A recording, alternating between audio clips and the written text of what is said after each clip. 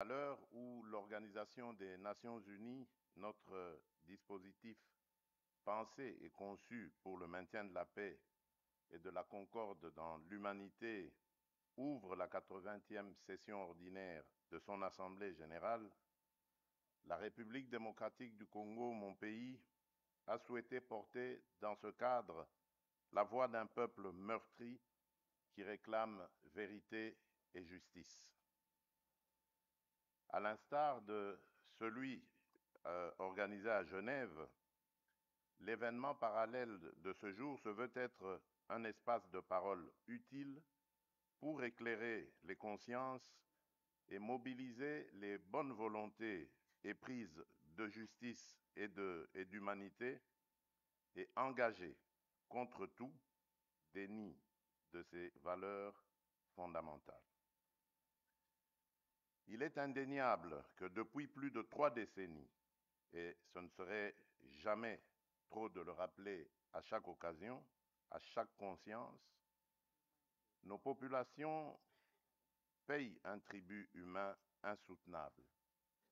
Familles décimées, villages rayés de la carte, communautés déportées ou forcées à la disparition en raison de leur identité pour permettre l'implantation de populations étrangères qui héritent illégalement de leurs terres, autorités traditionnelles réduites au silence absolu et remplacées par des lignées étrangères entraînant une désarticulation identitaire, femmes et enfants brisés.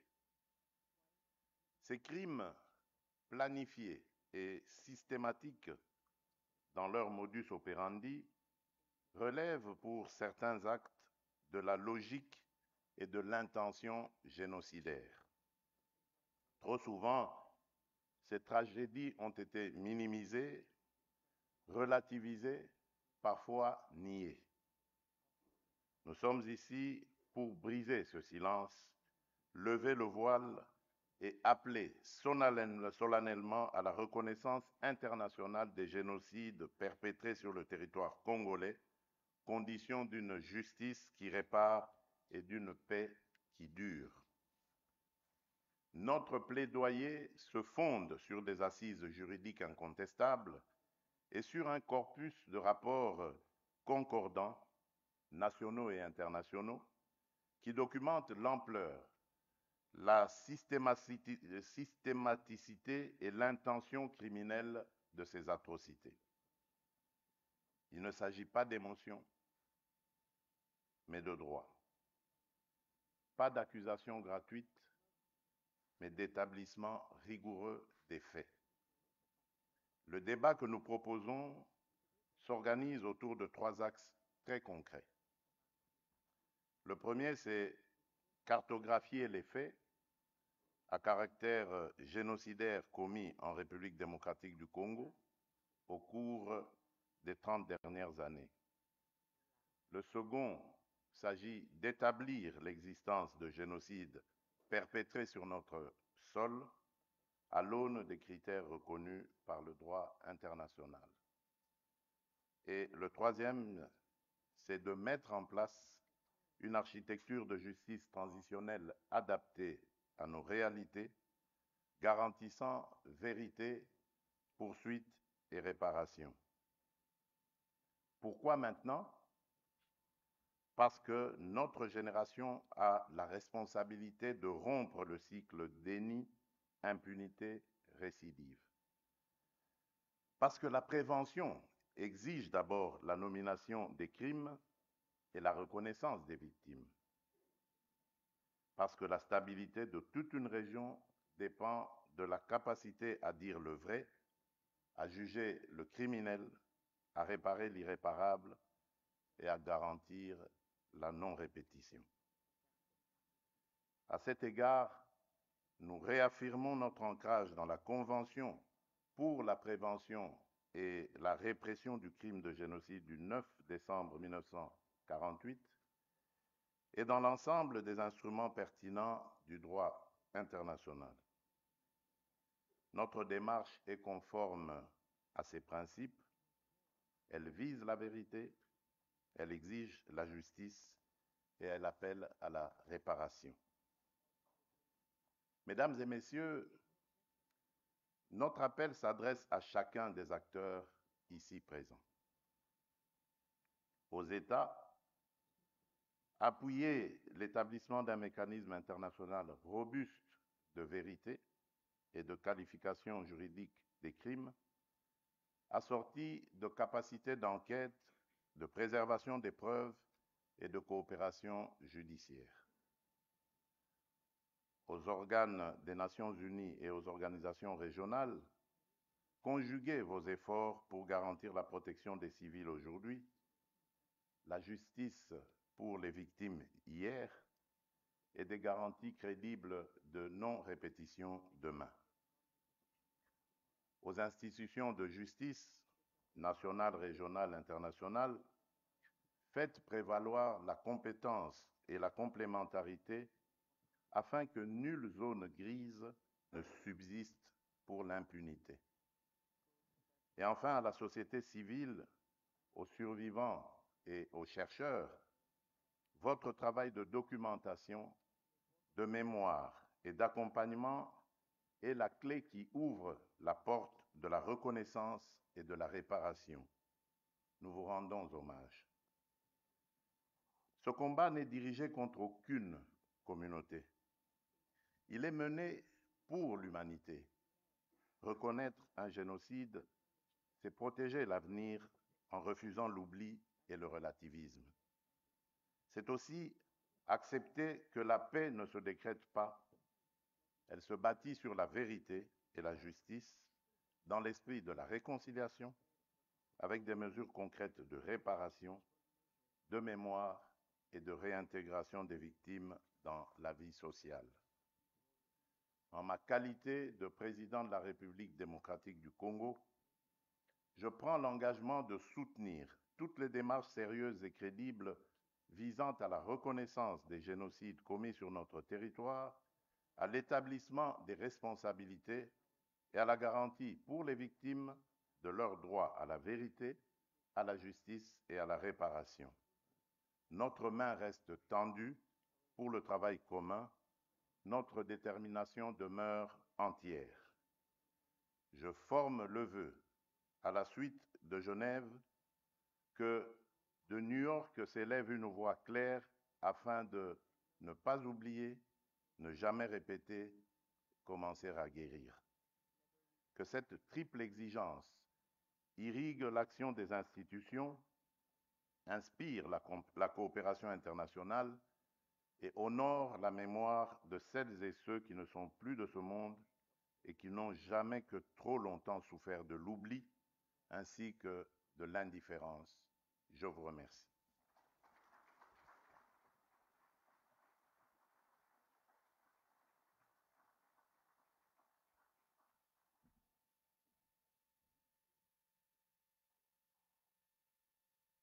Chef de l'État, nous allons continuer avec la suite du programme que vous avez.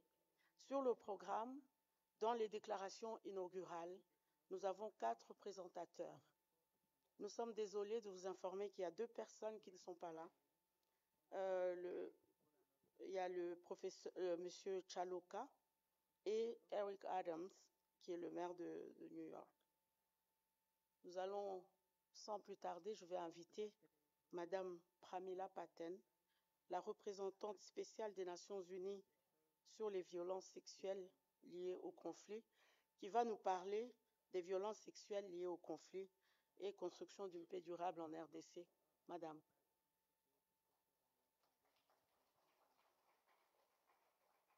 Avec elle, tous les rapports qui viennent directement du terrain des affres.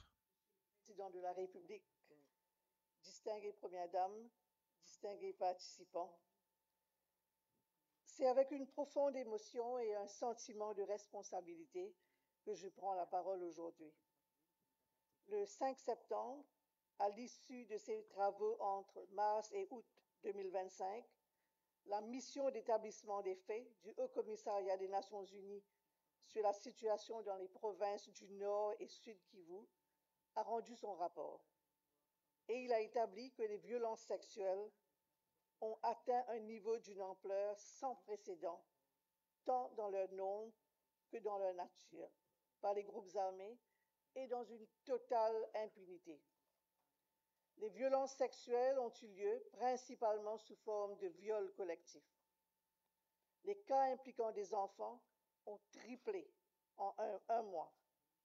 Même si l'accès à Goma lui a été refusé par le commandement du M23, ce qui l'a empêché de visiter les zones contrôlées par ce groupe, la mission a vérifié plusieurs cas de violences sexuelles perpétrés par le M23.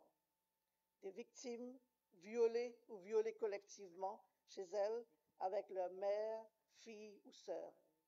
Des filles enlevées et détenues, parfois pendant des semaines, dans des résidences et des hôtels occupés par des membres du M23, où elles ont été soumises à des viols et autres abus de manière répétée.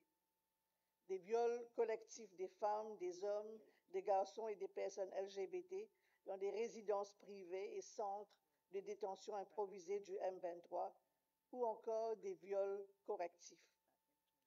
Ces actes ont été répétés sur de longues périodes, souvent accompagnés d'autres actes de torture et mauvais traitements physiques et psychologiques, avec l'intention manifeste de dégrader, de punir et de briser la dignité des victimes.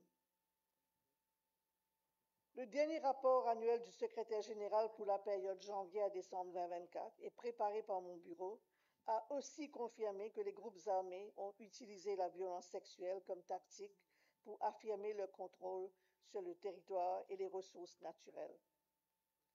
Lors d'une récente visite à Kinshasa pour appuyer les initiatives nationales en matière du droit à la réparation, les prestataires de services de santé m'ont rapporté avoir traité 26 000 cas de violences sexuelles au nord et sud Kivu de janvier à juin 2025.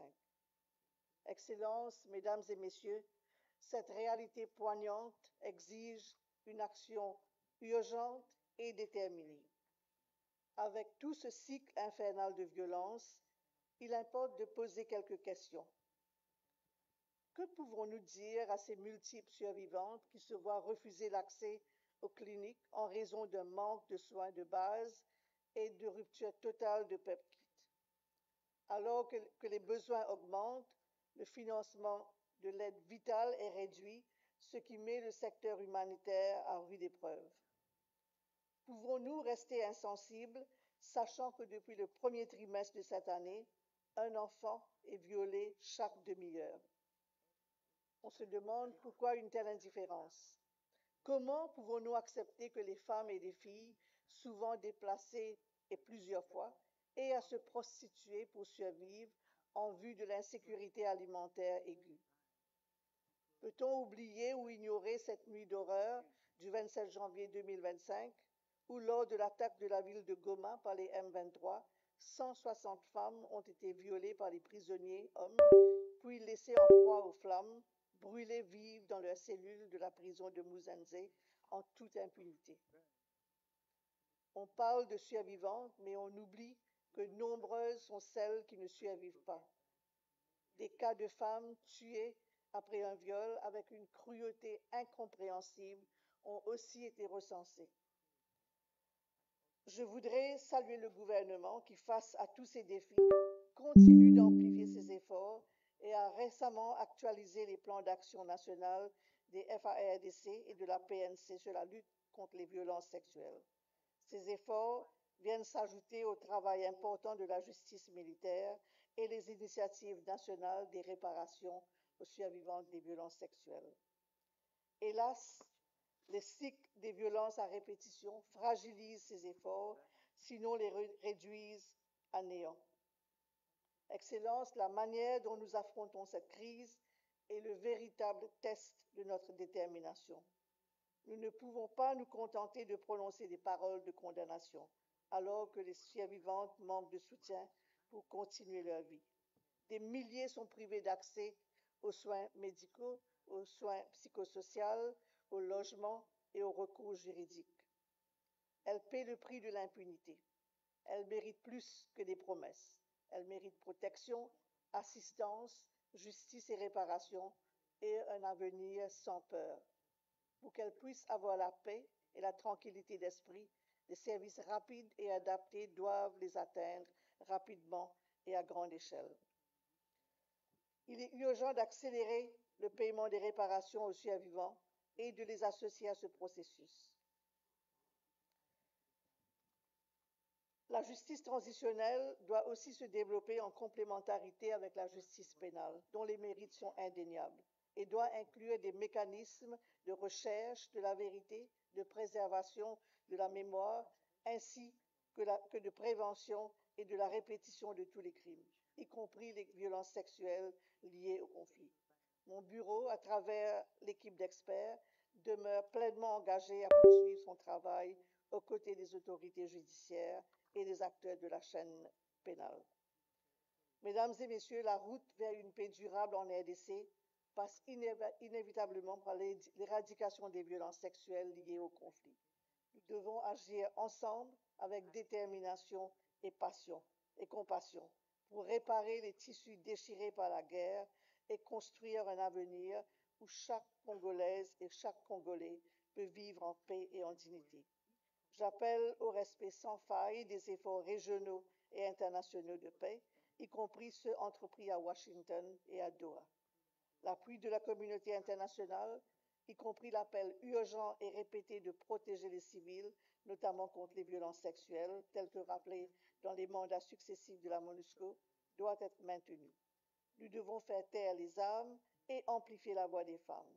Nous le devons non seulement aux générations futures, mais aussi aux survivantes d'aujourd'hui. Les cicatrices et les traumatismes laissés par les violences sexuelles laissent une ombre profonde. Nous devons persévérer pour apporter à toutes les personnes touchées la lumière de la guérison et de l'espoir. L'urgence d'action est maintenant à notre portée à tous. Que le corps des victimes cesse d'être un champ de bataille pour devenir un siège de paix, garantissant l'avenir à une génération qui aura retrouvé sa dignité. Je vous remercie pour votre engagement dans cette noble cause. Merci.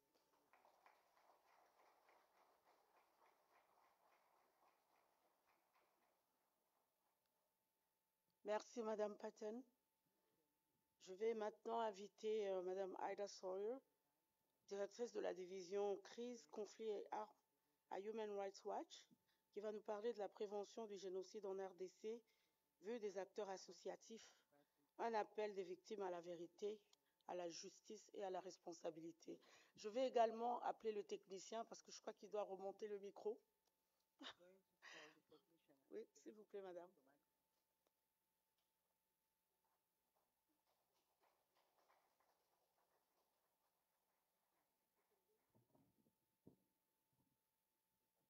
Publié sur la situation humanitaire catastrophique en République démocratique du Congo. Donc, ce sont faits. Est-ce qu'on peut distribuer les instruments d'interprétation, s'il vous plaît?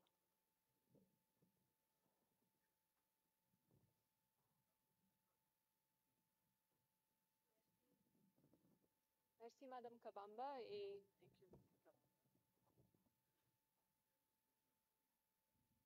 je tiens à remercier Son Excellence le Président Tshisekedi, la distinguée Première Dame, l'ambassadeur Mukongo et Fonarev d'avoir convoqué cette importante réunion aujourd'hui et de m'avoir invité à prendre la parole. This event is coming at a critical time for the people of Eastern Congo, and when the need for meaningful justice is as urgent as ever. Just in the past 2 months, the Ugandan-led ISIS-linked Allied Democratic Forces killed more than 40 people, including several children, with guns and machetes during a nighttime church gathering in eastern Congo's Ituri province on July 26th to 27th. Several other children were abducted and remain missing. ADF fighters later killed at least 40 people, most of them hacked to death, at a funeral ceremony in early September. In North Kivu, the Rwanda-backed M23 armed group summarily executed at least 140 civilians.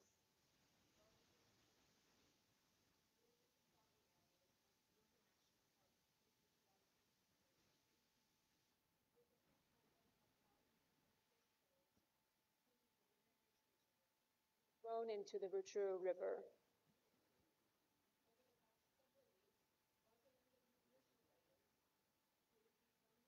Weapons and ammunition from the Congolese government have harassed, threatened, and abducted and restricted access to services for members of the Banyamulenge community in Uvira and South Kivu.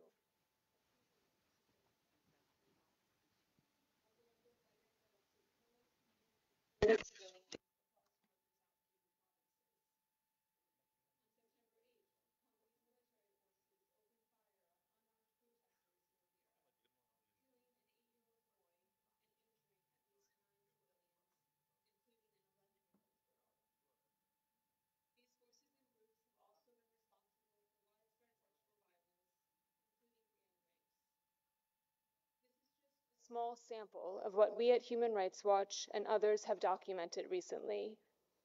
As has been the case for much of the past 30 years, the people of Eastern Congo are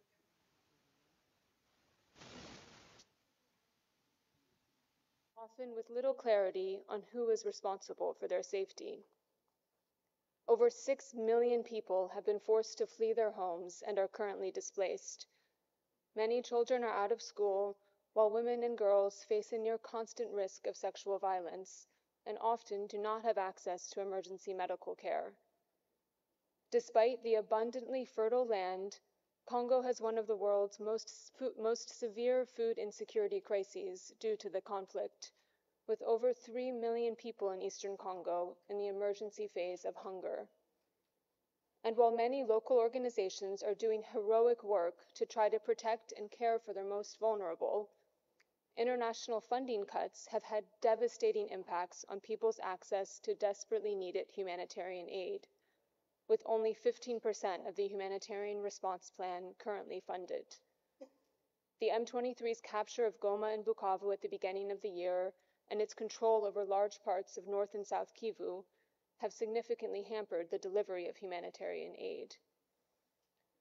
A key factor that has allowed these cycles of violence and abuse to continue is an overwhelming culture of impunity.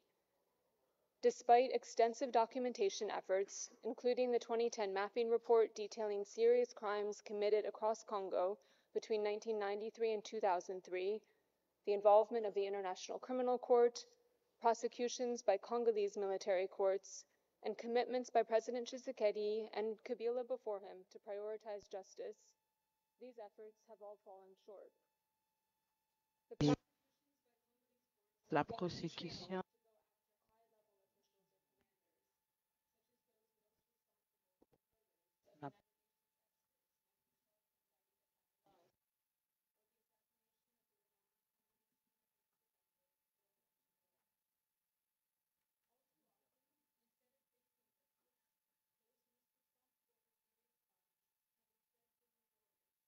ont plutôt par intégration dans l'armée. Government allies, funded and armed by the Congolese government. And then when they face new grievances, they often take up arms once again against the government. Many of those responsible for the massacres and other abuses that we at Human Rights Watch have documented over the past several months have long records of involvement in serious crimes. We've seen the same names coming up again and again, often as they move from one armed group to another, or as they integrate into and later defect from the Congolese army. General Baudouin Ngaruye, for example, who's reported to have commanded the M23 fighters responsible for the large-scale killings in Rutshuru this past July, is someone whose crimes my colleagues and I have been documenting since at least 2008, including the recruitment and training of hundreds of children when he was part of a previous Rwanda-backed rebellion, the CNDP, torture, executions, and maiming, especially of women, when he was an officer in the Congolese army, and other serious violations as part of the first iteration of the M23 rebellion in 2012. Impunity for his past crimes has only fueled the abuses we're seeing now. As we've seen with Baudouin Ngaruye, Pendant que nous avons vu dans cette trajectoire un autre élément clé, et l'implication continue de l'ex-Rwanda dans la région de l'exploitation illicite des ressources naturelles. Aujourd'hui, partie de l'Est du Congo,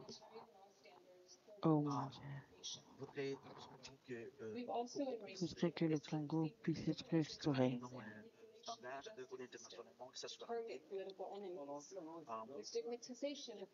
La stigmatisation des gens du Congo de l'Est,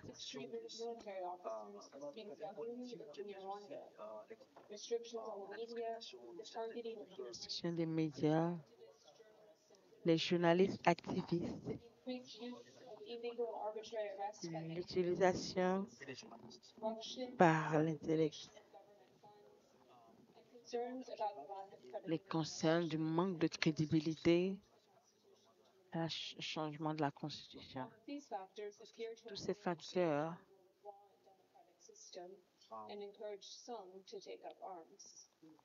encouragent d'autres à prendre les armes. Donc, ce qui doit se passer maintenant, afin d'adresser ces défis et travailler pour envoyer la fin à ces abus, voici des recommandations.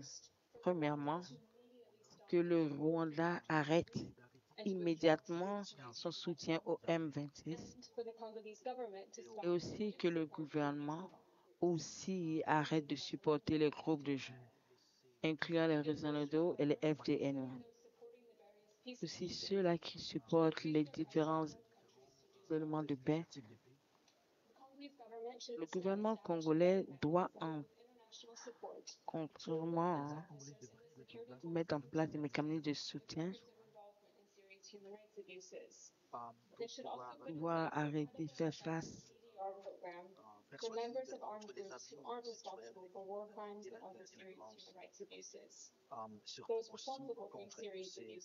ceux-là qui sont responsables des abus doivent faire face à la justice.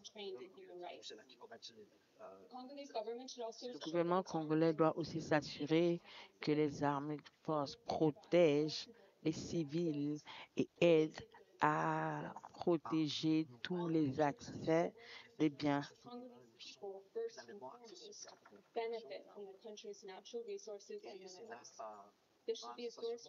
Il doit aussi avoir une source de développement, de prospérité du pays, pas seulement pour les acteurs essentiels. C'est aussi important d'arrêter la restriction aux médias et aussi contre la discrimination. Des efforts doivent être faits, mais des efforts ne vont pas être faits pour changer la Constitution et démontrer les prochaines élections. Oui, juste. Maintenant, pour des étapes pour pouvoir affecter. Demander la prostitution domestique. La Cour internationale de justice a investigué depuis 2004 que les investigations ont mené